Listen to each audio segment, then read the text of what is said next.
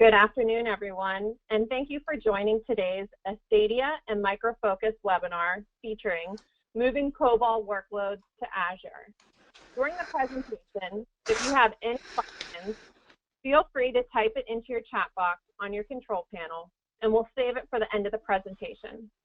But first, let's walk through the agenda. We're going to start today's webinar off with introductions to our presenters. After that, we're going to talk about why you should move to Azure and the benefits involved. Next, we'll go into deploying COBOL to Azure so you can see how the system works. And then we have a special treat for you. We have a live demo where you can see how all the components and how all of it works together. But you definitely want to stay tuned till the end. We have a very special offer for everyone on the phone, so you want to make sure you stick around for that. And then we'll follow it up with some Q&A and show you some upcoming webinars that we have. But first, now to our presenters. Our first presenter is Craig Marble. Craig is the Senior Director of Legacy Modernization at Astadia. Craig has been with Astadia for 7 years, and before that, he worked 16 years with our friends over at Microfocus. Altogether, he brings 25 years of IT experience to the table, along with a wealth of knowledge. His primary focus is on modernization, but he also is experienced in product management, pre-sales management, and delivery management. Our next presenter is Ed Airey. Ed is the Director of Solution Marketing for Microfocus. Ed's been with Microfocus for 10 years and altogether brings over 17 years of IT experience. He primarily focuses on application access, integration, and modernization, but his true expertise lies in product management and marketing, pre-sales and service delivery, and tech services management. So we're welcome to have Ed on board for today's webinar. Third, last but definitely not least, we have Michael Bleistein. He is the Principal Architect for North America Technical Services at Microfocus. Michael comes to the table with over 24 years of experience with Microfocus alone.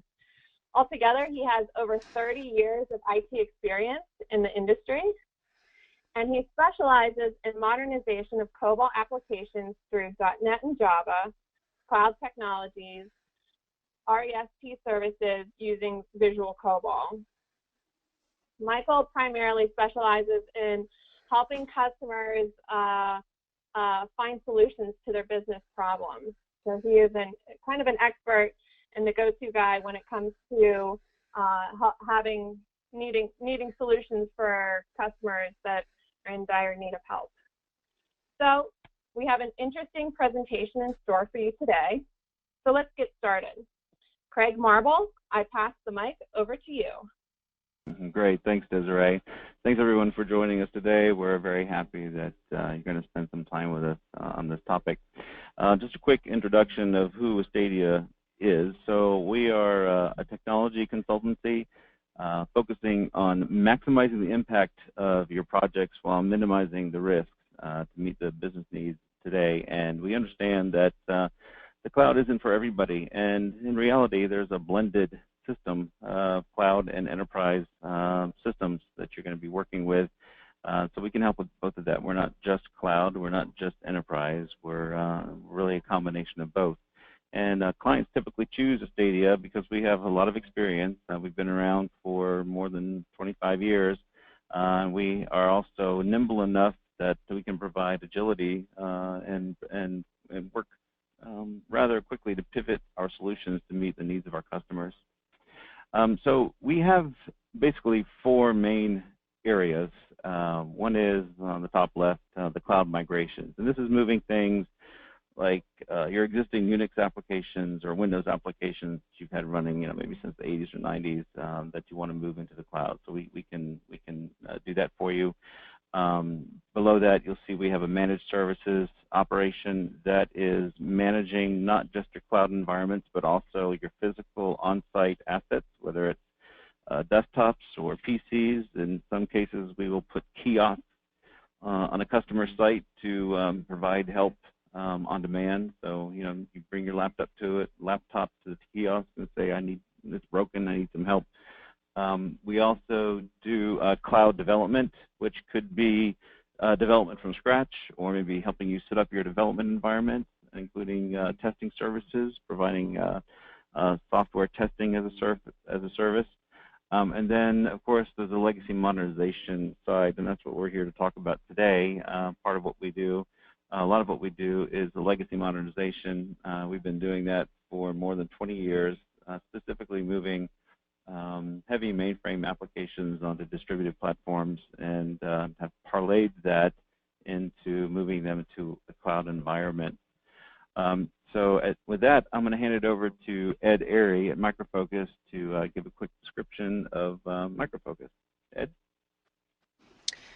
Thank you, Craig. Hello, everyone. Good afternoon.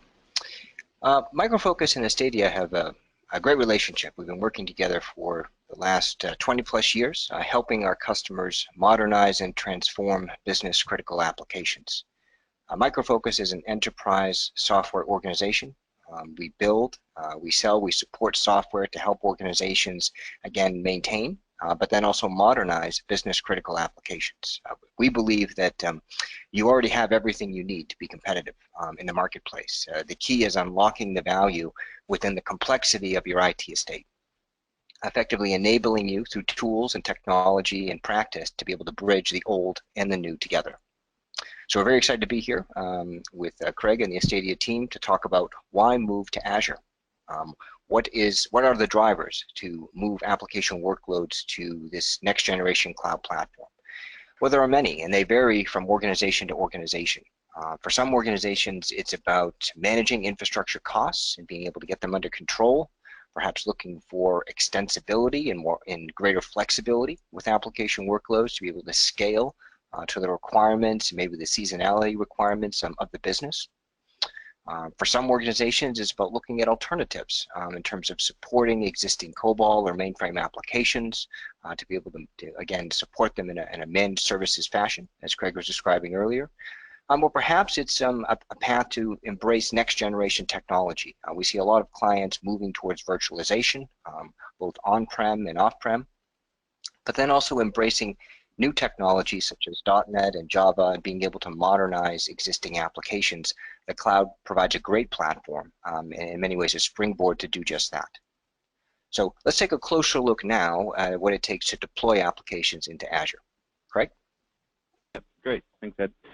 So what we're going to focus on today is if you've got existing COBOL applications that may be running in Visual COBOL or maybe under some other product, but that are running in a distributed environment today. So let's just take an example that they were either developed on the distributed platform from the beginning, or perhaps they were a really old mainframe application that you've moved into NetExpress and now lives in Visual COBOL, or maybe even lives in NetExpress still today. So we will be having some other webinars later on that specifically target mainframe applications, but we're really going to focus more on the distributed COBOL applications today. So what do you need to do to get those COBOL applications deployed into Azure? Well, if you're already doing COBOL development, you've got a desktop environment for your COBOL application. So you could do one of two things. If you want to do your development in Azure, then you'll obviously want to set up development and deployment environment in Azure. But if you're going to do your, let's say, your development on the desktop and deploy to Azure for production, then you've already got your application running in Visual COBOL on the desktop environment. And you want to prepare that, make sure that you're able to edit it, compile it, and debug it successfully, and that everything is set up to, is ready to be deployed. Then, of course, the next thing you need to do is prepare your cloud environment, your Azure environment within the Azure portal. So you want to create your instance or instances and get them configured and prepared to receive the application. And what that means is installing the Microfocus server environment and the deployment container, the supporting pieces for your specific application, and configuring it much like you do today on the distributed side. If you're running Linux or Windows on a piece of hardware, or virtualized on a piece of hardware in your own facility. And again, if you're going to have you're going to create a development environment on Azure, you'll want to set that up too. And then once you've got that set up, and you've got all the pieces in your deployment area, then you'll obviously want to run through and QA and test it, and review, go through whatever process you have currently to review it to make sure that it is ready for production, and then you can cut over to it as a production environment. So what we want to do now is have Mike Bleistein, the real COBOL guru, go through the architecture deployment in Azure, and then he will move into a live demo, because that's what we really want to show you today, is the real deal. So Mike, I'm going to hand it over to you. Okay, thanks, Craig. So before I actually demonstrate the technology behind this, what we're looking at is on the left is what would be your current distributed platform, or maybe a representation of it. So your COBOL application could be comprised of a number of different technologies and surrounding infrastructure technology like system management tools and printing technology, databases, legacy data that could be in index files or sequential files, and you might even be interacting with a web server. And then on the right side, you have Azure, and you can see that, you know, an obvious question would be, okay, if I'm moving a COBOL application from this distributed platform that I'm currently on, whether it's Windows or Linux or Unix, and I want to move to the cloud, what technologies are going to be available to replace or take over the current functionality that I have in my application? And you can see it's a like for like transition. And the reason why, and we'll get to that, is because essentially we're working in an infrastructure as a service platform, meaning we're going from a distributed platform to from a managed hardware platform, sometimes legacy hardware, to a virtualized environment in the cloud. So that means in the infrastructure as a service, we have control by being able to put virtual machines there. So if I'm running in a Windows server environment today, I can create a virtualized environment for a Windows server there. So I'm essentially moving my existing platform into the cloud, but nothing has to change in terms of what I currently do in my application. If I'm moving from a Linux environment, I can create a virtual machine or a virtualized environment for Linux, but my COBOL application, its data files, and the existing tools, I can load them into my virtual environment. So you can see that there's no need really to replace COBOL with some other language. The COBOL is going to be there. If you're using VB or C# or other technologies, those technologies are still there because it is your virtualized environment that you're creating. So with that, I'd like to go ahead and demonstrate the technology for you. And we'll start with the concept of preparing the application. So to do that, I'm running with Visual Studio. Craig, can you see my screen with Visual Studio? Yes, I can. Okay, just making sure. I have two monitors here. Okay, so I'm working with my application, and we mentioned that the first steps are prepare the COBOL application locally and doing what a developer does: edit, compile, debug, and testing, and then moving to QA. So I'm doing that in my Visual COBOL environment. So we're looking at an application here that's probably a very legacy traditional COBOL application. It creates a report, and there's nothing that's not traditional about this. It reads a sequential file and generates a report. So you're looking at very traditional COBOL here, and I'm using a very modern environment to do this in those. So in this case, I'm working with Visual Studio 2015, and we have 2017 available as well. So what I mean by edit, compile, and debug, well, if we're working with COBOL and Visual Studio, I have the ability to take advantage of the editor capability. So if I'm working in COBOL, I can very quickly find out things about my application. So if I want to find out, or as I'm coding, if I have syntax errors, I can simply, as I make changes to my code, I find out right away that I have syntax errors in my code. So we have something called background parsing. What this is really accomplishing for us is removing the lag time of finding out what problems I have as I'm making changes to my code. And I'm actually speeding up that development effort. I can also take advantage of things in the editor such as IntelliSense. So if I want to move something to a variable like we just saw, I have move yes to WS, and I get IntelliSense popping up information about my COBOL application. So I have a very powerful editing capability embedded. I can also navigate around my code very quickly. So if I want to find out how a paragraph in my COBOL program is being used, I can get all references to it. I can go to the definition of it very quickly.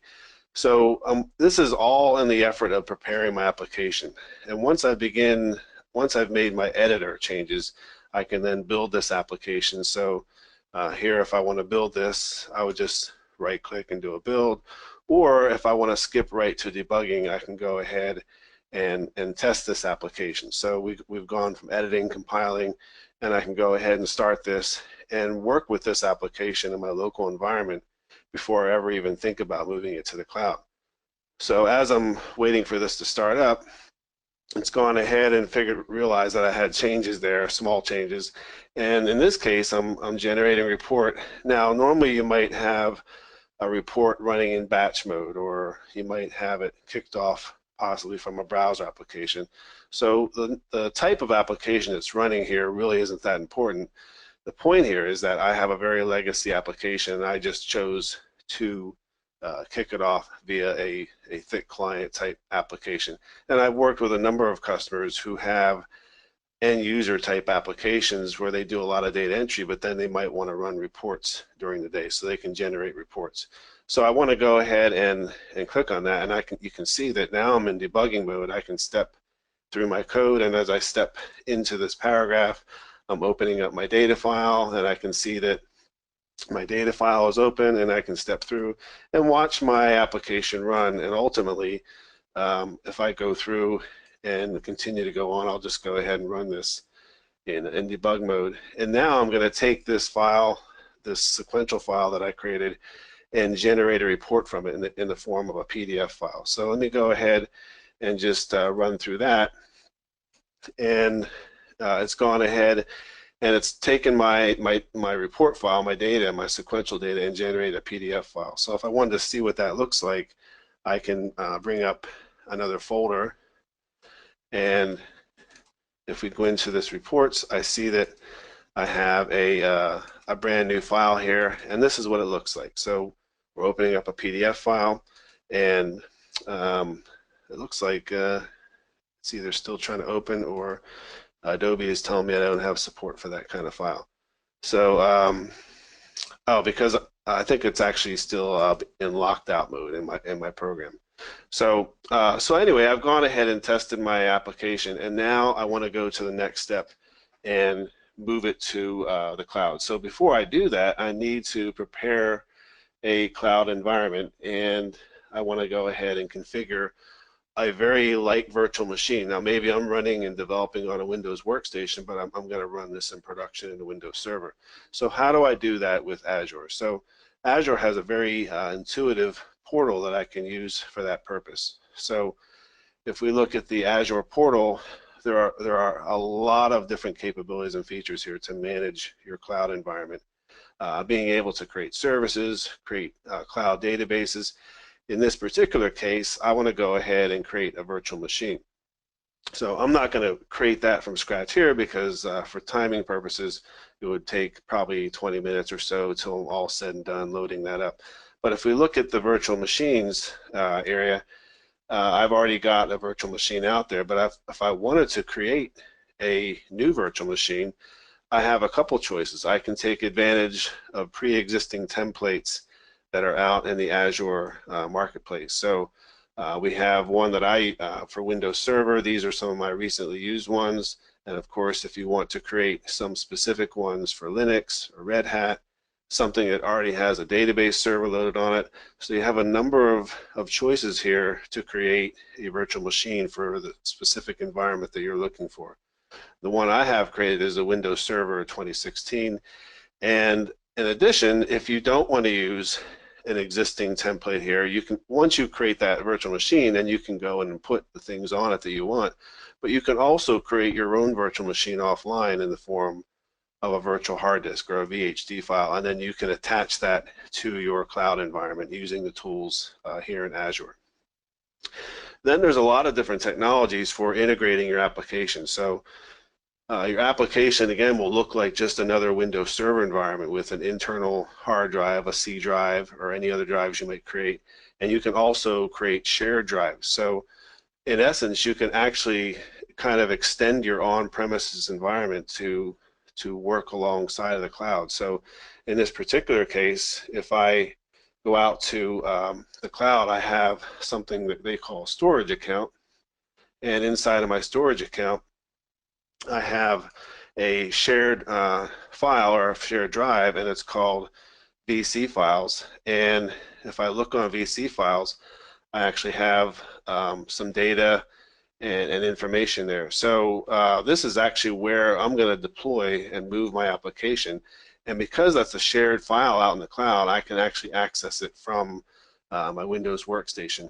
And there's a number of ways to do that here. And one of them is Microsoft provides a storage explorer. I can also do this activity in the Azure portal, but Microsoft provides something called the Azure Storage Explorer, and that will allow me to upload the application once I'm ready to go ahead and deploy it. So before I do that, I'm going to go ahead. So now that I've got my virtual machine ready in the cloud, at least with Windows Server and the pieces needed, I would need to do two things. One, install the Microfocus COBOL server, the runtime that allows the COBOL application to run, and then the application itself. So there I'm preparing the COBOL application environment, the runtime for Microfocus and the application.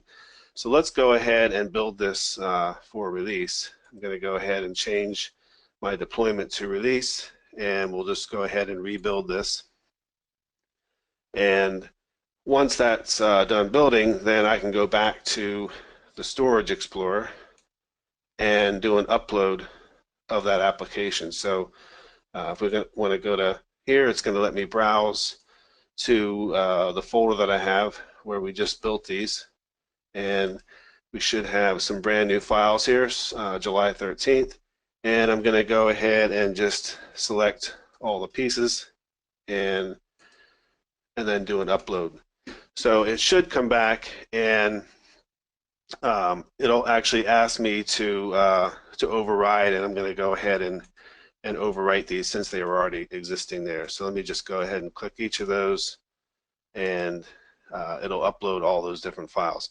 So now I have brand new versions of that file out in the cloud, and I should be able to run these in the cloud. So now that I've got the application there, I would want to test this out.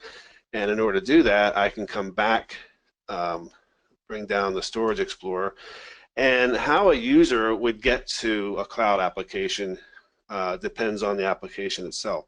If it was a browser-based application, obviously they would go at it through a browser. Many thick client-type applications, customers will have them either a remote desktop in or use some kind of terminal services client. So I'm using Microfocus Remote Desktop, and I'm going to connect in to the actual server, Windows Server that I have. And on my desktop, if I go out to Windows Explorer out here, I can see that there is my shared drive that I just uploaded.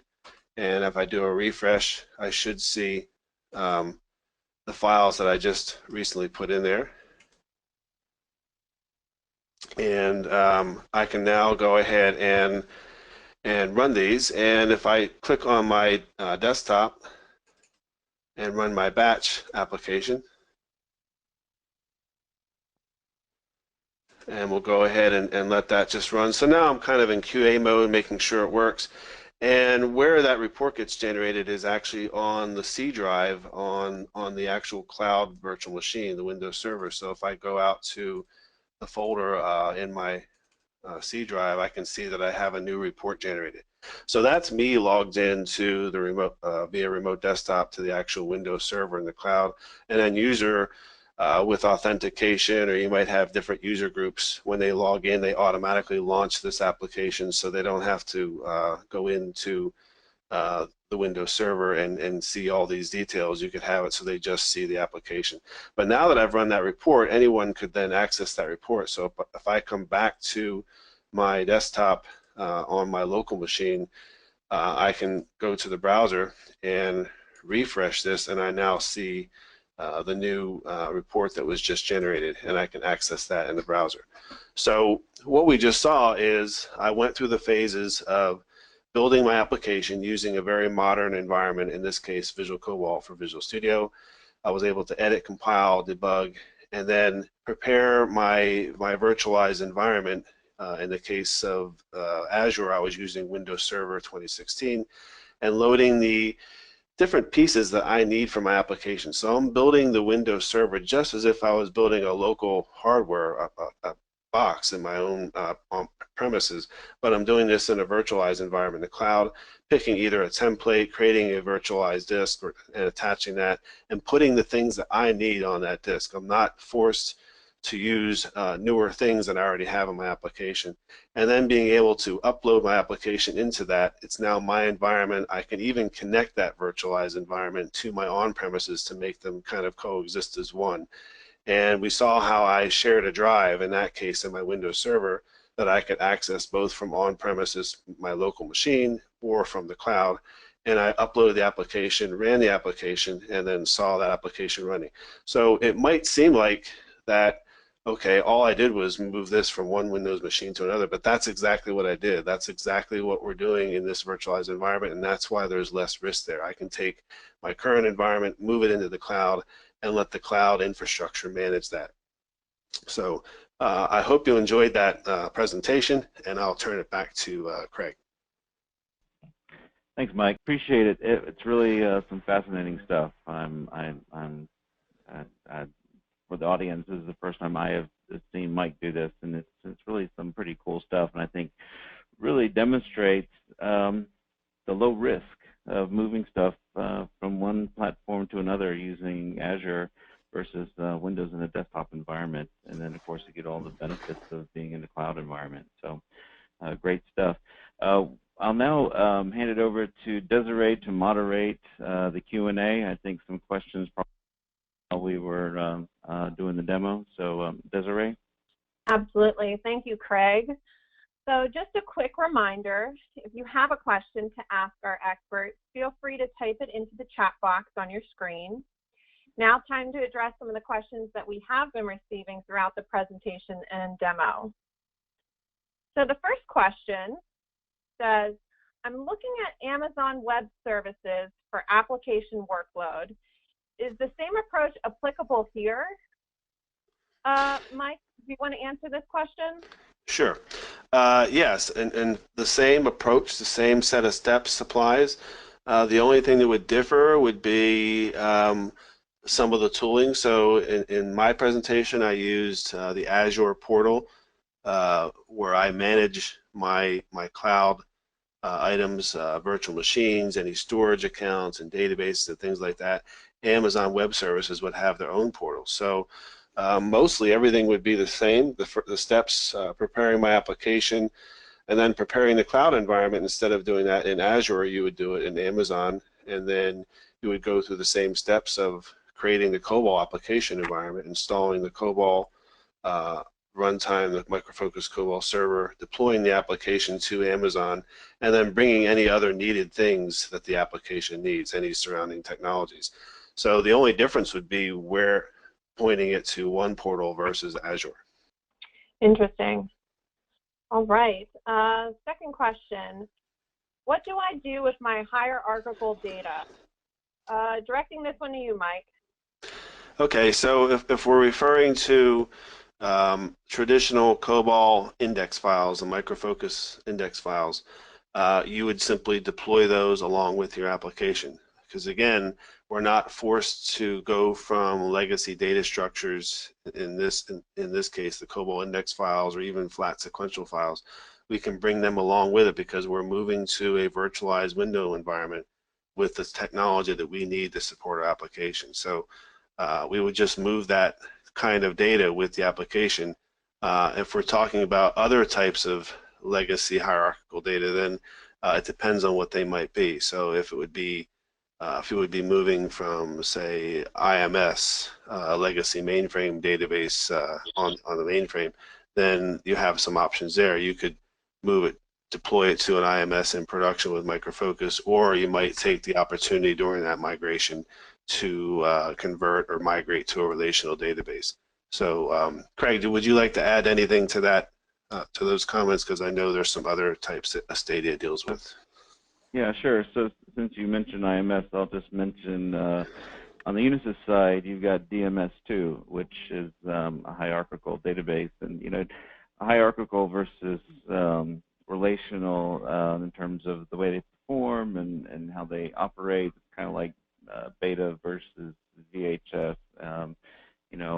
Seems like relational won out on that war, and there were other reasons just besides popularity. But so what we normally do, especially for DMS2 data, but also for IMS data, we generally create a relational database from the schemas that the original database is defined from, and we will migrate the data over to a relational database, whether it's SQL Server or Oracle or DB2LUW or whatever the customer wants us to use. And it's not difficult. It has some challenges that you always have when you're working with two different types of databases, but nothing that can't be overcome with a little bit of engineering. So we've had a lot of success with that. Then, of course, the advantage of being in a relational environment is then it's easy to share that data with other applications. You don't have to have any special interpreters or just-in-time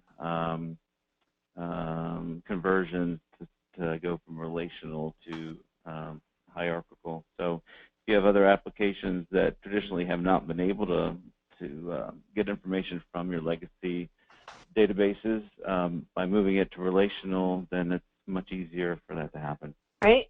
Next question. Do I need to convert flat files to relational? Mike, do you want to take this one? Sure. Is it required? Absolutely not. In fact, the application that I ran, the COBOL report application I ran, actually read an existing sequential file and then generated a report file in the form of a PDF. So again, as long as we have the Microfocus COBOL environment there, we'll still support traditional legacy data stores. So Microfocus index files, alternate keys, indexes, all those kinds of things, as well as sequential files, all the supports there. So the answer is you wouldn't have to move them to relational. It's not a requirement to shift to a relational database. If you choose to, you absolutely could. We have very broad and deep support for a number of relational databases, including SQL Server. Last question. How do I get started in moving to the cloud? Craig, do you want to address this one? Yeah, so typically in any engagement, if you're going to go to the cloud or really make any kind of move, the first thing you have to do is figure out where you are. It is a journey. You're going to go from one place to another. So before you can get to where you want to go, you have to know where you are. So you got to find your place in the map and then map your way to your destination. So what we do is an analysis of the application or applications or the environment as a whole that you want to modernize. So we take a look at all the portfolios, the supporting processes, meaning your development processes, your testing processes, how many promotion levels you have, all the aspects around your existing portfolio, printers, schedulers, things like that. So it isn't just the application itself, right? It's everything that and then we map out to the destination, determine where you want to go, what kind of requirements you have, what the workload is like, what your user ecosystem looks like, and then we start mapping out the things that have to change. So, for example, you may have some pieces of hardware that will work on the platform that your source is coming from that may not have an equivalent on the target. So we may have to do some replacement there. And then you may have some components that work on the source side that won't work on the target side, so they may have to be replaced. But we always try to leverage as much as we can to keep the risk as low as possible and to keep the cost as low as possible. So then once we do that, we take code and start porting it over. It's an iterative process, always improving on itself as we find issues that apply to all of the code. Do the testing, and then some final smoke testing, and then we're ready to put it into production. So I would say that the first step is really finding somebody who's done this before and get them engaged to provide the expertise and the know-how to guide you on that journey. All right, that looks like that is all the questions we have. But we want to make sure that we get to the part that everyone's been looking forward to, the special offer. Team members of Astadia and Microfocus have put together a very special offer for the registrants and the people that have joined the webinar today. I want to walk you through it because this is really exciting. We are offering a value profile assessment. So what that includes is it's complimentary. It's a one-day session with both Microfocus and Astadia experts. What will happen is there will be an application overview with key stakeholders, as well as a technical review, and then they will recommend a strategy fit. The assessment and recommendations will be provided within days of when you fill out the assessment. So in order to receive this offer, you need to contact us at info@astadia.com and just put value profile assessment, and we will make sure that we get right back to you. But this is definitely an offer you do not want to pass up. All right, next slide. Also want to let you guys know of upcoming webinars to put on your radar. We will be having a migrating Unisys mainframe to Azure and a Unisys mainframe to AWS. Also coming down the pike will be migrating IBM mainframe to Azure and migrating IBM mainframe to AWS. For more on these topics, or for more information on any of the information we've provided today, if you would go to cloudgps.astadia.com and you can click on the Legacy Modernization tab, we have a wealth of knowledge on that tab that can provide you additional resources. So this webinar replay will also be available on our website on Tuesday for you to download on demand. And if you're looking for more information specifically, you can reach out to us directly at info@astadia.com. All right, well, this concludes today's webinar. We appreciate having Craig, Ed, and Mike all share their knowledge on moving COBOL workloads to Microsoft Azure. And most importantly, we appreciate you joining us today to learn more about this topic. We look forward to you joining us for our next webinar. Goodbye.